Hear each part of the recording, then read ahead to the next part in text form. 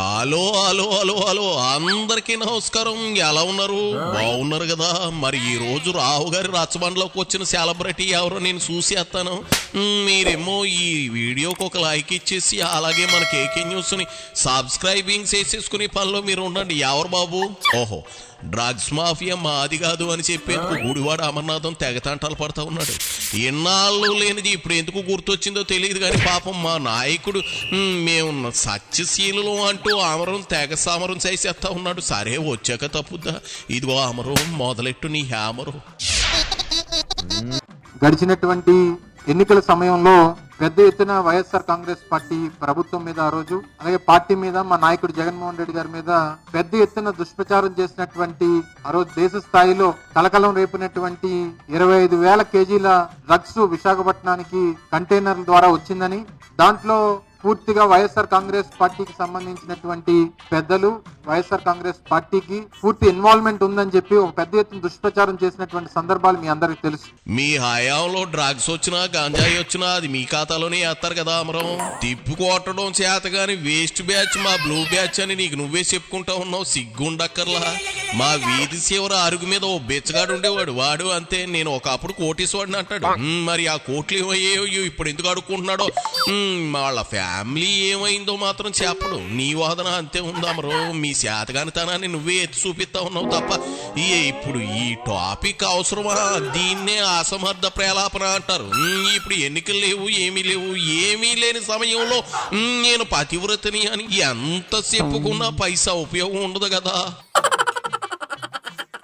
ఏ రకంగా ఇదంతా కూడా వైఎస్ఆర్ కాంగ్రెస్ పార్టీకి సంబంధించినటువంటి డ్రగ్స్ అని, ఎన్నికల సమయంలో దీన్ని తీసుకొచ్చారని, తద్వారా వీటిని అమ్మి ఈ డబ్బు అంతటిని కూడా ఎన్నికల్లో ఉపయోగిస్తారని ఒక తప్పుడు ప్రచారాన్ని ఆర్గనైజ్డ్ గా వైఎస్ఆర్ కాంగ్రెస్ పార్టీ మీద జగన్మోహన్ రెడ్డి గారి మీద చేసేటువంటి ప్రయత్నం చేశారు. మీ అందరికీ తెలుసు. అయితే అనేక సందర్భాల్లో మేము చెప్తూ వచ్చాం, వైఎస్ఆర్ కాంగ్రెస్ పార్టీకి దీనికి సంబంధం లేదు, దీంట్లో మా పాత్ర లేదు, మా ప్రభుత్వంలో ఉన్నటువంటి పెద్దలకు సంబంధాలు లేవు, ఇది పూర్తిగా తెలుగుదేశం పార్టీ కూటమి పార్టీలు చేస్తున్నటువంటి దుష్ప్రచారం మాత్రమే అనేటువంటివి అనేక సందర్భాల్లో చెప్పాం.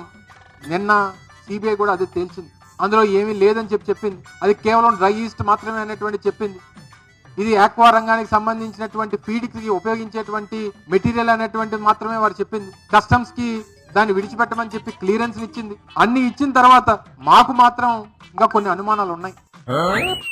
అంటే చెప్పిన జనం నమ్మలేదు అంటావు అంతేనా? దుష్ప్రసారం చేస్తే మాత్రం మీ మీద మీ వ్యవహారాల మీద జనానికి బొత్తుగా నమ్మకం లేదు అంటావు అంతేనా? ఏందేంది నీకు ఇంకా అనుమానాలు ఉన్నాయా? అంటే అప్పట్లో విజయసాయి రెడ్డి స్మగ్లింగ్ దందా నడిపించాడని టాక్ వచ్చింది. ఇప్పుడు అలాంటిది ఏమీ లేదు అని సిబిఐ అంటుంది అని నువ్వే అంటా ఉన్నావు. మరి ఇంకా ఏం సందేహాలు ఉన్నాయో? మరి సందేహాలు ఉన్నాయా అంటున్నావు అంటే ఏటు మీదనే నీ డౌట్. పడుకున్న గుర్రాన్ని లేపి తన్నించుకోవడం అంటే ఇదే కదూ.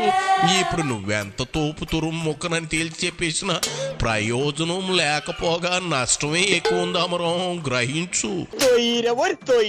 సరే ఏదో అనుమానం అంటున్నావుగా, ఆ పెనుభూతం ఏంటో చెప్పాడు. వైఎస్ఆర్ కాంగ్రెస్ పార్టీ మొదటి నుంచి చెప్తా ఉంది, దీని వెనకాతలు ఉన్నది ఎవరు? మొదట మా తాలూకా మెకానిజం యూజ్ చేసి ఇందులో డ్రగ్స్ ఉన్నాయని చెప్పినటువంటి సిబిఐ ఈ రోజు ఇందులో ఎవరో లేరు అనేటువంటిది ఎందుకు చెప్తా ఉంది? ఇందులో అసలు డ్రగ్సే లేవని ఎందుకు చెప్తా ఉంది? ఇది చెప్పడానికి 8 నెలల సమయం ఎందుకు పట్టింది? ఇప్పుడు ఉన్నటువంటి టెక్నాలజీ రంగంలో ఈ పరిస్థితుల్లో మీకు ఇది డ్రగ్స్ కాదని చెప్పడానికి ఇన్ని మాసాలు ఎందుకు పట్టింది? దీనికి సంబంధించినటువంటి రుజువుల్ని మీరు ప్రజల ముందు పెట్టడానికి కానీ లేదా అసలు ఇందులో ఏమీ లేదని చెప్పడానికి ఇంత సమయం ఎందుకు పట్టింది? ఇన్ని ప్రశ్నలు ఈరోజు ప్రజలు అడుగుతా ఉన్నారు. జనం ఏం అడగట్లేదు, నువ్వే అడుగుతా ఉన్నావు. నీకు భాగమంతుడు పేదలకు ఇచ్చిన వరం ఏంటో చెప్పనా?